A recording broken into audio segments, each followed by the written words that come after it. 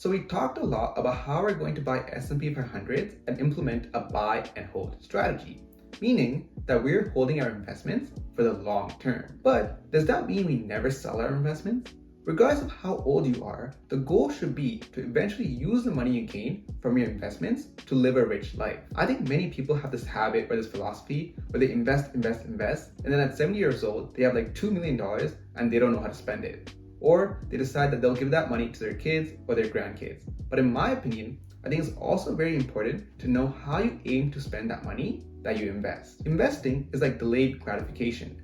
Instead of spending that money now, you're saving the money, growing it so you have a lot more money to spend later. And that's why it's so important for you to understand some of the things that you'll be willing to spend this money on. For example, a goal that many people have is to invest and accumulate enough money and then eventually sell those investments to be able to take an year off of work and travel the world.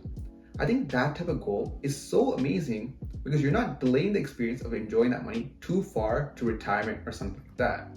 I know that's a really big goal, but your goal can be a bit smaller than that too. Maybe your goal is that you're investing to go on a vacation to a different country for the first time in your life. Whatever your goal is, and however big it is, it's really going to depend on your financial situation and your life goals.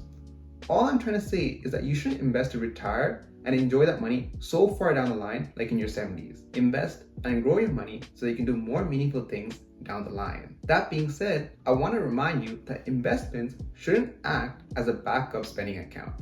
You shouldn't overspend on your credit card and then be like, oh, I'll take that money out of my investments to cover that. That doesn't work because the purpose of investing is for long-term goals. And you can never predict how up or down your investments will be in the short term. You should only invest with money you can put away for the long term. Don't invest with money you will need anytime soon for emergencies, for example. So back to what I was saying, eventually you'd want to sell some of your investments to actually use the money to do something you want to do. When you reach that point, you would follow the following steps to sell your investments.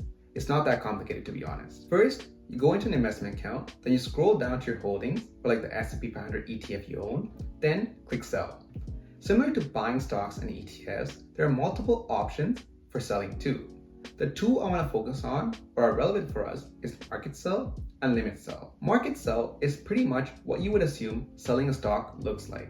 You either indicate the number of stocks you want to sell, or if you switch to the amount of money, you indicate the amount of investment in terms of dollars you want to sell. You press review, then you press sell or queue order. If it says queue order, it just means that the sale will happen when the market opens and that the market is not currently open right now. Now the thing is, I actually prefer using limit sell as it allows us to sell our stocks at the best price.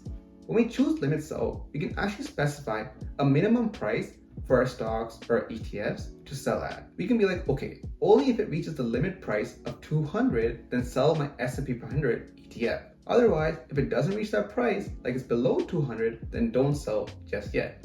But as soon as it hits 200, sell. Since we specify a specific price, we can put that price a bit higher and wait for the S&P 500 ETF to reach that price. The prices are always fluctuating, and even getting $1 or $2 higher for each ETF can be a large amount of money when you're selling so many S&P 500 ETFs. That's pretty much why I prefer limit sell. So to do this, all you have to do is choose limit sell, specify that limit price, and then indicate the number of shares or stocks you want to sell. Here you see it's asking for when the order expires. You can set the expiry to 90 days. This way, if the limit price or the minimum price you want the stock to sell at is achieved any time in the next 90 days, that many stocks will be sold at that price. Make sure you select the right account which you're selling the S&P 500 ETF from. Then press queue order or place order and you should be done. One thing to note is that you can only sell whole shares or stocks using limit sell. Like you can't do decimals.